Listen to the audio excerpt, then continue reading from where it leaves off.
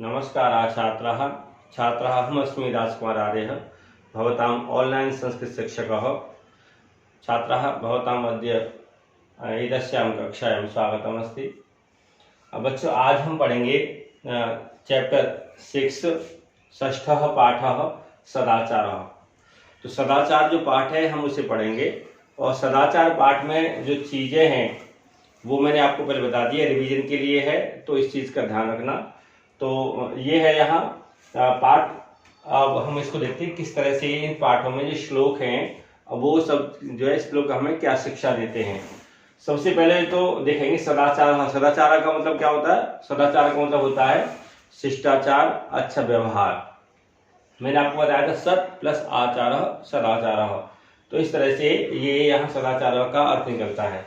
अब सदाचारों में कुछ श्लोक हैं जो हमें अच्छा व्यवहार करने के लिए, अच्छी शिक्षा देने के लिए यहाँ श्लोक हैं। पहला श्लोक देखते हैं यहाँ, आलस्यम ही मनुष्याणाम शरीरस्थो महान रिपुः नास्त्युद्यम समोबंधु यं कृत्वा यं नाव सीदति। तो अभी कहते हैं कि जो महान रिपुः, महान कहते हैं बहुत बड़ा, रिपु कहते हैं दुश्मन। जो बहुत बड़ा जो दुश्मन होता है ना, वो इंसान का क्या है वो बताया गया है कि आलस्यम। ये आलस जो है ना, मनुष्याणाम शरीरस्थ, मनुष्य के शरीर में बैठा हुआ, महान रिपुः आलस्यम, बहुत बड़ा दुश्मन होता है आलस्य। तो इसको अगर हम क्रम से देखें तो ऐसे होगा। इसका अर्थ ही निश्चित रूप से, ही मीन्स निश्चित रूप से मनुष्याणाम शरीरस्थ, मनुष्यों के शरीर में जो बैठा हुआ महान रिपु, बहुत बड़ा दुश्मन है, वो क्या है? आलस्यम, आलस्य है। तो निश्चित रूप से मनुष्य के शरीर में छिपा हुआ जो बहुत बड़ा दुश्मन मनुष्य का होता है ना, वो क्या है? वो आलस्य है। तो पहली वाली लाइन में आलस्य के बारे में बताया, इंसान का वो बहुत बड़ा दुश्मन होता है। अब आगे देखते हैं सेकंड वाली लाइन में, कहते हैं नास्ति उद्यम समो बंधु। कहते हैं कि उद्यम कहते हैं मेहनत, मेहनत के सम में समान। मेहनत न प्लस अस्ति है और उद्यम है, यह संधि हो रही है, न है प्लस अस्ति है फिर उद्यम है, इसलिए नास्ति उद्यम बन गया है शब्द। तो कहते हैं उद्यम समः, जो मेहनत के समान, उद्यम मीन्स मेहनत, मेहनत के समान बंधु नास्ति, कोई बंधु नहीं है, कोई सहायता करने वाला नहीं है, कोई हेल्प करने वाला नहीं है। जो हम मेहनत करते हैं वही वास्तव में हमारी सहायता करने वाली होती है। कहते हैं यम कृत्वा, उस मेहनत को करके नाव सीदति, आदमी को कभी दुख नहीं होता। अर्थात अगर आप मेहनत करते हैं तो मेहनत ही आपका सबसे बड़ा जो है दोस्त होगा, हेल्प करने वाला होगा, क्योंकि आप उस मेहनत को करके कभी भी दुखी महसूस नहीं करते। क्योंकि दोस्त अगर आपके साथ होता है तो लाइफ में हमारा दुख है ना, वो कभी हमारे पास नहीं भटक सकता। इसलिए पहले वाली लाइन में तो आपके बताया कि आलस्य हमारा बहुत बड़ा दुश्मन है, हमारे शरीर में रहता है, छिपा हुआ रहता है, पता नहीं चलता। सेकंड में बताया कि जो उद्यम है ना, मेहनत है, वो हमारा बंधु होता है और इस मेहनत को करके हमें कभी भी दुख महसूस नहीं होता, क्योंकि मेहनत से ही हमें सारे काम जो है करने पड़ते हैं और हमें उसका फल मिलता है। फिर अब आगे देखते हैं सेकंड वाला श्लोक। सेकंड वाले श्लोक में मैंने आपको बताया था क्या कि ये एक जैसे एक दोहा आता है ना, कल करे सो आज कर, आज करे सो अब, पल में परलय होगी बहुर करे वो कब। तो वही श्लोक में चीजें हैं, श्लोक से ही मानो वो दोहे में ली गई हैं। जैसे यहाँ है श्वः कार्यम अद्य पूर्वीत, कहते हैं श्वः मीन्स जो कल को काम करने वाला है, उसे अद्य पूर्वीत, जो हम कल कार्य करना चाहते हैं उसे हम आज ही कर लें। यहाँ भी संधि है, कार्यम प्लस अद्य, कार्यम तो कार्य है, अद्य मीन्स आज। तो श्वः कार्यम जो कल का कार्य है उसे अद्य पूर्वीत आज कर लें हम। और कहते हैं कि अच्छा, और अपराह्निकम पूर्वाह्नि, जो अपराह्न कहते हैं दोपहर बाद का जो काम है, आप चाहते हो कि भाई हम इस काम को दोपहर बाद करेंगे, तो इसमें कहा गया है जो दोपहर बाद का जो काम है ना, उसे पूर्वाह्नि पूर्वीत हमें सुबह ही कर लेना चाहिए। हमें काम कोई भी शाम के लिए नहीं छोड़ना चाहिए। अर्थात हम किसी भी काम को हम पेंडिंग न छोड़ें, जो काम करना है उसे तुरंत ही कर लेना चाहिए। अब कहते हैं, इन्होंने एग्जाम्पल दिया। एग्जाम्पल में क्या है कि नहीं प्रतीक्षते मृत्यु, जो मृत्यु है ना वो नहीं प्रतीक्षते, किसी का वेट नहीं करती, किसी का इंतजार नहीं करनी, किसी की प्रतीक्षा नहीं करती। क्यों? ये कहते हैं कृतम अस्य न वा कृतम, आपने काम किया है या नहीं किया। जब मौत आएगी तो आपको ये मौत लेके चली जाएगी और आपको ये पछतावा नहीं रहेगा कि मैंने जो काम दोपहर को करना था, मुझे जो काम शाम को करना था, वो काम मैंने निपटाया नहीं। इसलिए आप अगर ये सोच के काम करते हैं कि हमें पता नहीं कब हमारा इस दुनिया से विदाई हो जाए, कब मौत आ जाए, इसलिए हमें काम जल्दी से जल्दी खत्म करना है, ये सोच के करते हैं, तो आप काम अपने कभी भी पेंडिंग नहीं छोड़ सकते, आप काम कभी भी जो है ना लटका के नहीं रख सकते। इसलिए कहा ये सोच के रखो कि हमारा कुछ देर बाद ही समय समाप्त होने वाला है, जो करना है फटाफट कर ले, तो आप काम समय से निपटाओगे।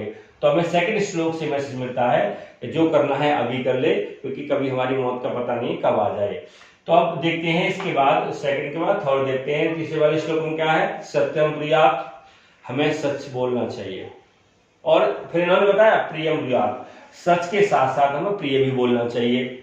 और फिर आगे कहा क्या?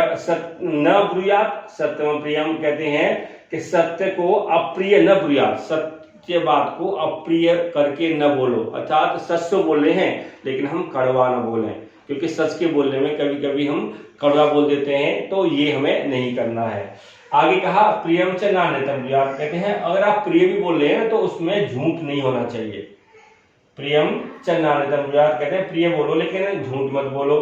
कहते हैं कि एषः सनातनः धर्मः, और ये जो व्यवहार है ना एक ऐसा सनातन है, ये बहुत पुराना है, इस व्यवहार के समान कोई पुराना व्यवहार नहीं है। तो कहा सच बोलो, प्रिय बोलो, सच को अप्रिय मत बोलो, और प्रिय में भी झूठ मिला के मत बोलो। ये जो व्यवहार है ना ये बहुत पुराना व्यवहार है, सनातन व्यवहार है। धर्म का अर्थ होता है कर्तव्य या व्यवहार। अब देखते हैं हम फोर्थ वाले श्लोक को। फोर्थ वाले श्लोक में क्या है? सर्वदा व्यवहारे स्यात् औदार्यम सत्यता तथा ऋजुता मृदुता चापि कौटिल्यम न कदाचन। अभी कहते हैं कि व्यवहार में सर्वदा स्यात्, व्यवहार में हमेशा होना चाहिए, व्यवहार में हमेशा होना चाहिए। क्या क्या क्या होनी चाहिए? औदार्यम, उदारता होनी चाहिए, तथा और सत्यता, जैसे उदारता है वैसी सच्चाई भी हमारे व्यवहार में होनी चाहिए। अर्थात हम अपने दिल में उदारता भी रखें और जो उसमें सच्चाई भी होनी चाहिए, सत्यता भी रखें। और कहा ऋजुता मृदुता चापी कहते हैं, और भी क्या हमारी ना ऋजुता होनी चाहिए। ऋजुता का मतलब होता है सरलता, हम सरल व्यवहार करें, किसी के साथ जो है टेढ़ा व्यवहार न करें। और मृदुता कहते हैं कोमलता हमारे व्यवहार में होनी चाहिए, किसी को हम कड़क की जबान में, किसी को हम डराने की जबान में, धमकी की जबान में न बोलें, तो मृदुता होनी चाहिए। और कहते हैं कौटिल्यम कदाचन न, कौटिल्य कहते हैं कुटिलता, टेढ़ा मेढ़ापन जो होता है व्यवहार का, अभी कुछ कहा फिर कुछ कहा, कहते हैं ये सारी चीजें हमारे व्यवहार में कभी भी नहीं होनी चाहिए। तो एक चीज के लिए हमारा कहा गया कुटिलता हमारे व्यवहार में कभी नहीं होनी चाहिए, और जो होनी चाहिए वो क्या है हमारे व्यवहार में?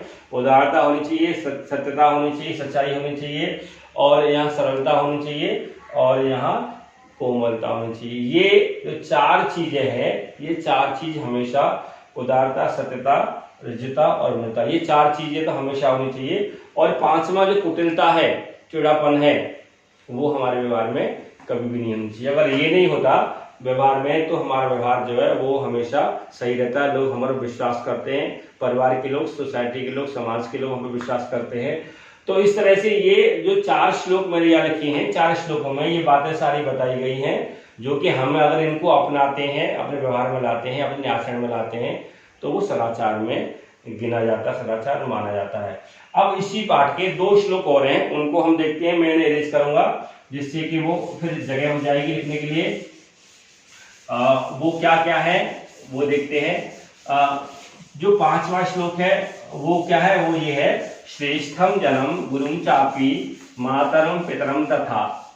श्रेष्ठम जन्म गुरुम चापी मातरम पितरम तथा, ये वाला श्लोक है। तो अब हम देखते हैं यहाँ कैसे ये लिखा जाएगा।